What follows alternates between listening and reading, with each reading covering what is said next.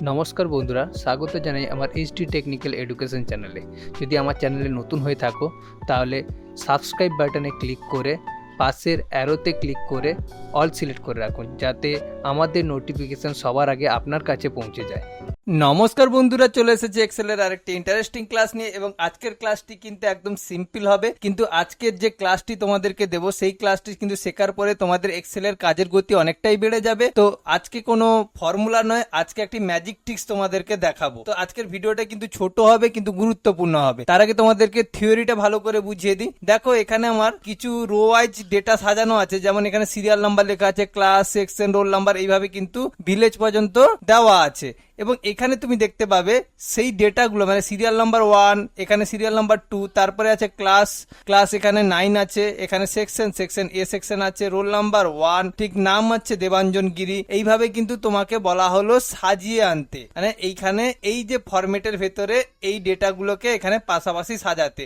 তো তোমরা যদি ট্রিক্স না জানো তাহলে কি করবে, এগুলোকে সিলেক্ট করবে, এত দূর করে কপি করবে, এখানে এসে পেস্ট করবে এবং সেটা রো ওয়াইজ করবে। তো এতে কিন্তু তুমি অনেকটা সময় নষ্ট করে ফেলবে। এটা যদি তোমার 2টো কি 3টে হয় তাহলে ঠিক আছে, কিন্তু এটা যদি তোমার কাছে 100টা 200টা ডেটা থাকে তাহলে তুমি কিভাবে এটাকে রো ওয়াইজ এই ডেটাগুলোকে তুমি এই টেবিলের ভেতরে নিয়ে আসবে, এটাই তোমাদেরকে আজকে দেখাবো। তো আশা করছি থিওরিটা খুব ভালোভাবে তোমাদেরকে বুঝিয়ে দিয়েছি। তো বেশি কথা না বলে চলো প্র্যাকটিক্যালটা শুরু করি। তো প্রথমে আমি এখানে কি করব, সিরিয়াল নাম্বারে একটা হেল্পার কলাম নেব বা একটা ওয়ার্ড নেব, যে ওয়ার্ডটা কিন্তু এদের মধ্যে নেই সেরকম একটা ওয়ার্ড নিতে হবে, বা এই সেলগুলোর ভেতরে যেন না থাকে। এ বি সি এখানে এল পর্যন্ত আছে, এর ভেতরে যেন ওয়ার্ড না থাকে, এবং সেই ওয়ার্ডটা যেন এই নাম, সেকশন, ক্লাসের ভেতরে না থাকে, এরকম একটা হেল্পার কলাম নিতে হবে। আমি সেটা কিউ নিয়ে নিলাম, যেটা কিউটা কিন্তু এর ভেতরে নেই বা কোনো নামের মধ্যেও নেই। তো কিউ নিলাম। তারপরে কি করব, এখানে যে প্রথম যে সিরিয়াল নাম্বারটা দেখতে পাচ্ছ, জাস্ট এখানে 1 লেখা আছে, সেটা কত নম্বর সেল আছে,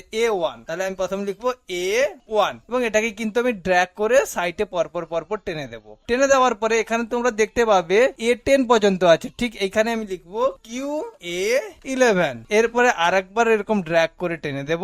দেখো এখানে 20 পর্যন্ত চলে এসেছে। এরপরে পুরোটাকে সিলেক্ট করব, সিলেক্ট করে আমি কি করব, এটাকে ড্র্যাগ করে নিচের দিকে টেনে দেব।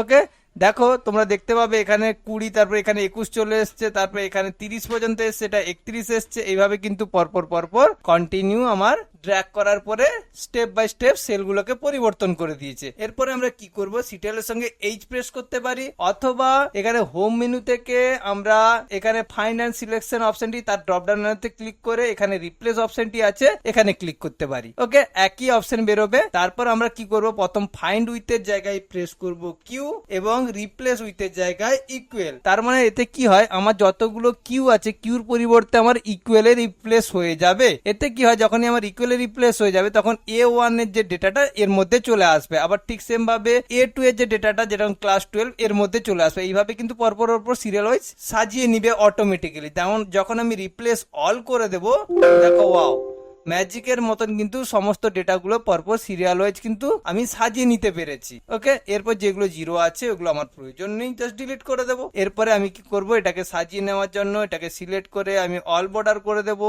দেখো ডেটাগুলো খুব সুন্দরভাবে কিন্তু সাজানো হয়ে গেল। কিন্তু এখানে একটা সমস্যা আছে, যদি আমি এই ডেটাগুলোকে ডিলিট করে দেই তাহলে দেখতে পাবে এগুলো কিন্তু সব কি হয়ে গেছে, এরর চলে এসছে। তার মানে আমার যদি এই মেন ডেটা যেখান থেকে আমি সাজিয়েছি সেই ডেটাগুলো যদি আমার চলে যায়, তাহলে কিন্তু এই ডেটাগুলো আমার এরর শো করবে। সেক্ষেত্রে আমি এর সলিউশন কিভাবে করব, তার জন্য এই ডেটাগুলোকে সিলেক্ট করে নেব। সিলেক্ট করে নেওয়ার পর কিবোর্ড থেকে সিটিএল এর সঙ্গে সি প্রেস করে কপি করতে পারো, বা হোম মেনু থেকে এখানে কপি অপশন আছে, জাস্ট কপি করে নেবে। কপি করে নেওয়ার পরে এরপরে রাইট ক্লিক করে জাস্ট এখান থেকে যে 1 2 3 পেজটা আছে, জাস্ট 1 2 3 এর উপরে ক্লিক করে দেবে। এরপরে ম্যাজিক দেখো, এবারে আমি দেখো যখন ডেটাগুলোকে আমি ডিলিট করে দেবো, আমার কিন্তু ডেটাগুলো সুন্দরভাবে থেকে গেল। এবং এটা কিন্তু অনেক সময়ের কাজ, যেটা কুইকলি আমরা করে ফেলতে পারলাম। তো আশা করছি আজকের ক্লাসটি থেকে কিন্তু অনেক কিছু শেখার আছে। এখানে কিন্তু কোনো ফর্মুলা নয়, এটা একটা ম্যাজিক ট্রিক্স, যার মাধ্যমে তোমার কাজের গতিটাকে তুমি বাড়াতে পারবে। আশা করছি আজকের ক্লাসটি খুবই ভালো লেগেছে। এই ধরনের আরো ইন্টারেস্টিং ক্লাস পেতে অবশ্যই আমার চ্যানেলটিকে সাবস্ক্রাইব করো, এবং যারা সাবস্ক্রাইব করে রেখেছো তাদেরকে তো অসংখ্য ধন্যবাদ। বাই।